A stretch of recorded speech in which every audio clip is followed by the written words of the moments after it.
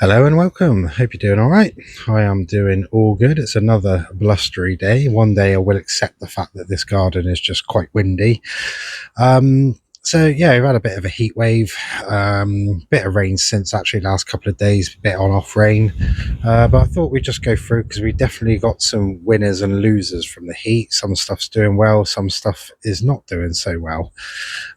So yeah, let's just work our way through and see what we got. So if we start in this pot here, passion flowers doing really well, flowered lots, attracting the bees, happy days. It's just starting to look a little bit straggly now, actually. There seems to be a bit more open space. But yeah, we'll just let that layer up over the years and hopefully it'll be all right. This heart's tongue fern here is surviving, I would guess, not particularly doing very well, but it's just a place sitter for now, so we'll see how that goes. I did a month or so ago dot in a load of little snapdragons here and there. There's a prime example of one right there, and there's also another one at the back there you can see. Some of them are doing all right, some of them haven't been, so we'll go around and yeah, have a little look at that. So let's crack on round. May as well start here. You can see Tetrapanax is doing well. The honeysuckle at the back over by the ammonite is taken off.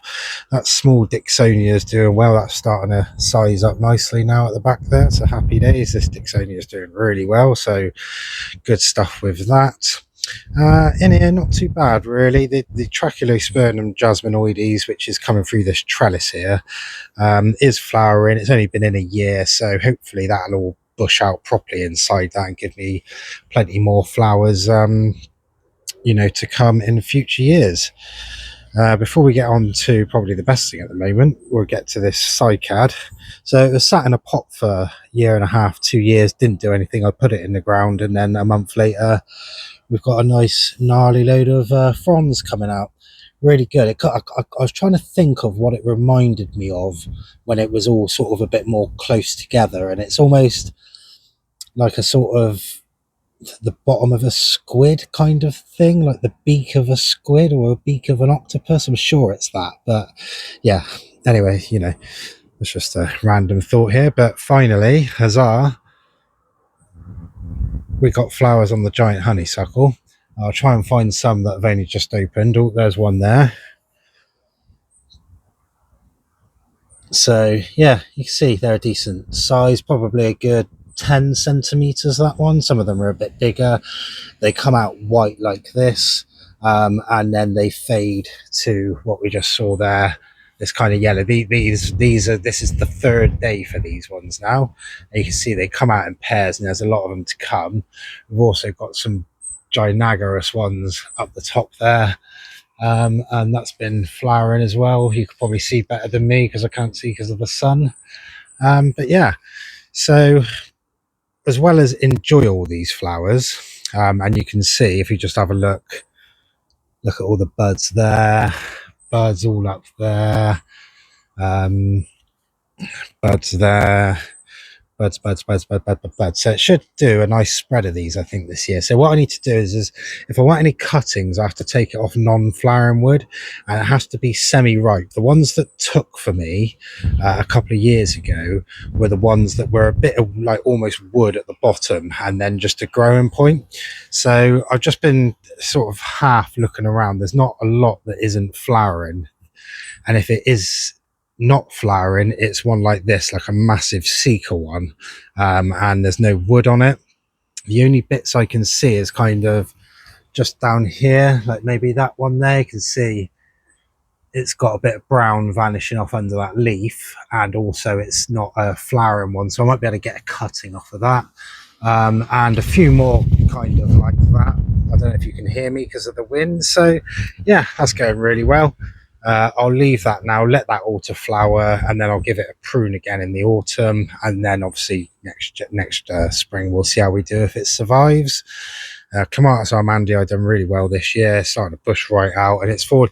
I was thinking about what I could put in a pot between the two seats there, but it doesn't look like I'm going to need anything there because that's fallen down in exactly the right place. It's sort of slowed down on the growing now, that Clematis armandii, but definitely, yeah, if you want someone to fill something out quickly, this is your plant. And the leaves do look very jungly, just the way they go. So another bad thing is the Lophosoria quadripinata. It was thirsty. I knew it was thirsty, and when we had that heat wave just last week, I forgot to water it for a few days, and you can see it's browned off all the fronds. They're not, doesn't look like it's going to go all the way back because they've not all gone brown and sort of died off. And the annoying thing is that it was all the new fronds. All the old ones are fine, so because I take it they've been hardened off. But this year's been a bit funny for the ferns. We'll have a look at some of the atratas, which are normally pretty bulletproof, but even they're struggling a little bit at the moment. I'm not sure how the little snapdragon I put down there is doing. Looks like it's just got a few little buds on it. But yeah, hopefully now we've got some rain, that thing will recover. I don't know if we'll get any more fronds out of that, but we'll just see what happens with it. As long as it doesn't die, I'm pretty happy with that, I suppose. Speaking of the atratas, here they are. So I think where we had that first bit of real heat, sort of end of April, beginning of May, like that was pretty hot. That was when they wanted to send out their sort of fronds, but I think a lot of them got burnt off. You can just see these ones down here. See, they're sort of, you can see they wanted to come up, and then halfway up they've all browned off on the ends or just stopped unraveling, like that one. So yeah, so it's all lessons to learn, isn't it? So I think if it happens again and there's a load of fronds coming out, I might just build a little shelter up, almost like exactly the same as you would do for frost. Either chuck a bit of fleece over it or something like that. But otherwise, in here, the Blechnum chilense here is doing really well. See, it's throwing up loads of new fronds, so that's good. The rest of this, even the Wallichiana there, sending up a couple of decent fronds. Hopefully that will go from strength to strength. Another real bad one, and it's always the it couldn't happen to a plant that's like in the corner and not in your eye line all the time. This is probably the key plant to the garden, this schefflera, because it's slap bang in the middle, and I'm aiming for it to kind of grow up, and then when it gets to about the height of the platform on the climbing frame there, about sort of a meter and a half high, I was going to sort of nip out the top so it branched off and then give like a big cover, if you see what I mean. But alas, it's been done in by the sun. See, all the new stuff came up all right, and then it's all just dried off and browned off. High levels of annoyance, but they don't look like they're going to recover now. The only good thing is like there are 4 or 5 sort of leaves that have actually survived that. So yeah, it is what it is. I think they say partial shade for the scheffleras anyway, so yeah. This buddleia, it was being absolutely ravaged by aphids. As you can see, all the leaves are a little bit funny sort of colours and mangled and that. And then the ladybirds came, really busy for ladybirds last week. Everything's gone and it started growing again. It actually looks like it's gonna flower somewhat this year. So that's pretty good. There's another snapdragon down here next to the next thing, so yeah, it's all right. I don't know how well it's picking it up, but the middles are very vivid red, and then it's sort of pinky on the outside. This lophosoria, yeah, not doing too well. I think I buried it too deep, like I said last time. We have got, I was just about to say we have a new frond coming up, but you can see the slugs have got to it there, dead in the middle. So yeah, that one's definitely not doing too well. The other half of that I took out and divided is actually taken off a bit out the front now. So yeah, that's good. We'll get to that when we get to it. Over here, something that's doing really well is this Willemi pine. Just went in the ground and you can see it's just gone totally, like, it's growing much better. Surprising that, isn't it, when you chuck something in the ground? But yeah, no, that looks good. It's got good sort of almost like a weeping form to it at the moment. I hope that's what it's supposed to do. I've not grown one of these before, so I guess we'll just leave that one and see how it turns out. This lophosoria, luckily, didn't. It does get full sun to about 1-2 o'clock, but all the new fronds here survive because that's sort of east facing that bit. So yeah, after 1 o'clock, this is in heavy shade, so it must be that sort of mid-afternoon sun that's doing it. Same again on this atrata. you can see there is a crown of them that was due to come up down there. They started to come and then they've just frozen in place, so a bit annoying that, but we'll leave it in there for now. Hibiscus, yeah, it's all right. Got one flower bud on it, but it doesn't really seem to be doing a lot. It's getting attacked by slugs and whatever. This schefflera is doing quite well, actually. This was a really late one to come out, but it's managed to keep its leaves on. Again, Canna's doing well, starting to bush out, and it really feels a nice spot there, if you see what I mean, because it's quite an empty spot because it's in between the two climbers and there's nothing there. I will get a small Dixonia in the end for there, but for now we'll just leave that in and it can do what it can do. Round here, this is all doing all right. This thing's going to flower this year, the Pilostagia verbanoides, so yeah, that's good. This Blechnum, sort of, I'll wait and see what these fronds come out like, whether it's struggling or not, but I'm going to err on the side of it's struggling. This schefflera is doing really well.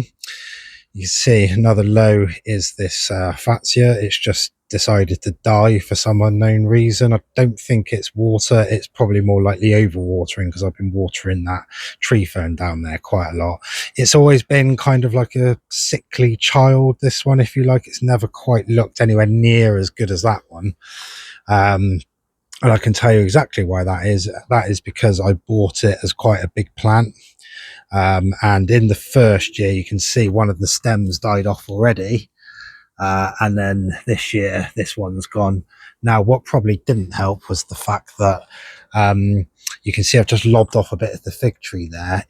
Where this one here has collapsed forward and landed on the climbing frame, that one did the same, but it landed straight on top of there. And then we had high winds pushing it all around. You can see the Fatsia's sort of got loads of sap on it and that. So, yeah, I don't know. I mean, you know, it's always been a sickly one, that. So if it dies, it dies. In Ivan Drago voice. So yeah, you know, it'll open up a space there, and this whole section is kind of going to be due a little bit of a revamp going forward anyway, because the canopy on that Fatsia is going to lift up probably by this time next year. So I've got a load of underplanting I can do there. Trata down there which got stood on last year and hasn't recovered, so that one can come out. We've got this Cyathea which is doing quite well. He's quite happy there. A little fern down there, and the maidenhair fern at the bottom there is doing all right. This fig tree got some gynagarous fruits on it. But yeah, the fig tree is completely dependent on what we do with the climbing frame.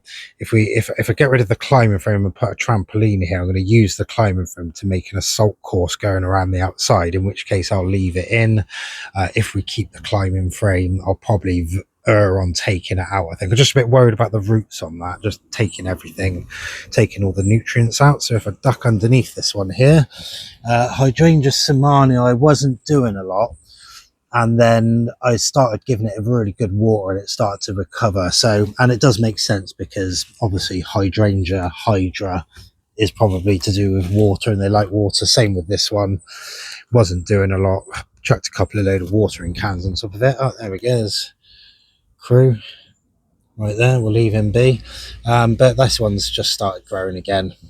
So yeah, you know, typically underneath, not underneath that wire, which is where I wanted to do. So I might tuck that back under in a minute. But every time I touch a climber, they sort of go into recess for a couple of weeks. This schefflera, do you know what? It's funny. This schefflera has got the same sort of leaf at the back there, but that couldn't be in more full shade, if you see what I mean, because south is that way, so it does get a little bit of sun lasting in the night. But yeah, otherwise these leaves are sort of sorted themselves out a little bit now, so we'll just call that one as, you know, as we go. This Cyathea, again, I think it just falls into the ferns territory. It's not, I don't remember it taking as long last year to chuck fronds out, but it is chucking fronds out, so you know, that's all we need to worry about for now. Round here, this thing only went in late last year, so it sent out a new flush and just sent out a few more, which looks like they've been attacked by aphids. And yeah, that's about it really. So yeah, the main, the most annoying one is that schefflera in the middle. That's really annoying, but as long as it lives, you know, next year if we get a year of sort of, mild, not mild, moist, like we do sometimes 9 months of rain, then it probably recover and be all right. And if that's all burnt off, it might just be chucking stuff into the roots or whatever. Same with that lophosoria, that's high levels of annoyance. But all I can do is just wait and leave it and see what happens. If it doesn't like it there, then I take it out and put something else in there. But let's just go have one last look at the flowers on the giant honeysuckle. It's really good. Super looking forward to it. So yeah, that's that. Anyway, hope you're doing all right. Hope your garden's not struggling, and all is well. See you on the next one. Thanks for watching.